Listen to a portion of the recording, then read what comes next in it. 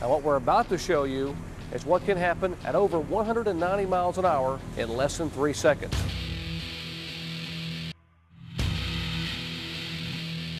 If you're squeamish, you may want to look away.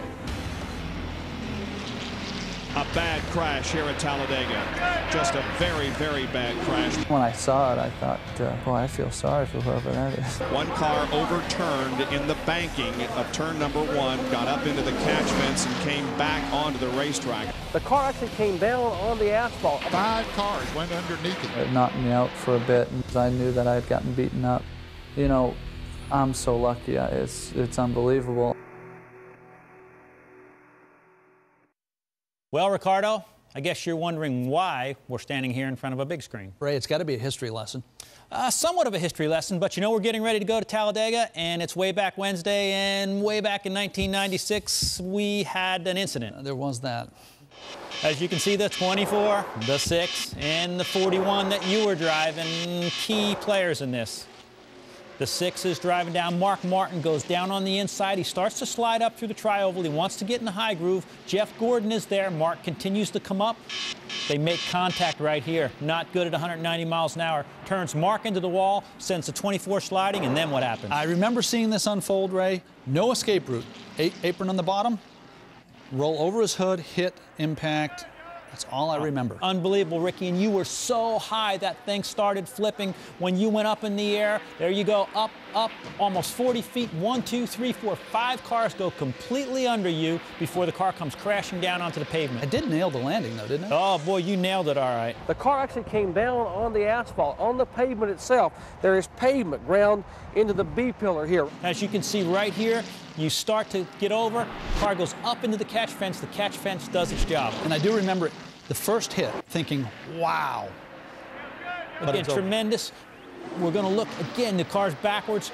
Let's look at how close you came, how hard it hit on the driver's side. There you go, up, over, into the catch fence, and down, right there, slams down onto the driver's side, back over on its wheels. And it happened so fast, you have no idea what you just went through. When I saw it, I thought, boy, I feel sorry for whoever that is. What do you remember about that, Ricky? I mean, do you remember that big crash down from 40 feet in the air? I remember that first impact, and the rest of it doesn't really exist. But I felt it for months afterward, disrupted my sleep, effectively disrupted my season, and you know, that's part of the consequence. When you get hurt, it's not just only in the race car, it's how it affects you out of the race car. It affected me, it carried through the next 3 or 4 months. I don't believe you. It didn't carry through the next week. What happened the next week? We went to a road course the next week. You want to tell us a little bit about that? As painful as that was, the most painful thing I think I've ever experienced is having to get out of my car. We had such a great start in 1996. I think we were 4th in points going into Talladega. But NASCAR was gracious. They said, look, you can start this car, make a lap, get your points, but then you got to come in and have your relief driver, Ron Hornaday. I agreed to that. I made a lap as soon as they dropped the green. I made my lap. Instead of coming down pit road, I zipped by the start-finish line. My crew chief said, hey, you were supposed to come in. And I said, next time. I made a lap. I have a choice to make. I zipped past the pit road again, make a lap. They said, hey, what are you doing? And Ricky Craven is coming in, Jerry. That's the Kodiak Chevrolet. Now 37-year-old Ron Hornaday standing on the wall, has his helmet on. I could not get out of the car. NASCAR eventually black flagged me. It was the most painful experience. As a race car driver, having to get out of your car is something I hope no driver has to go through. The crowd enjoying this as they watch Ricky Craven climb out. Very gingerly, Craven out of the car.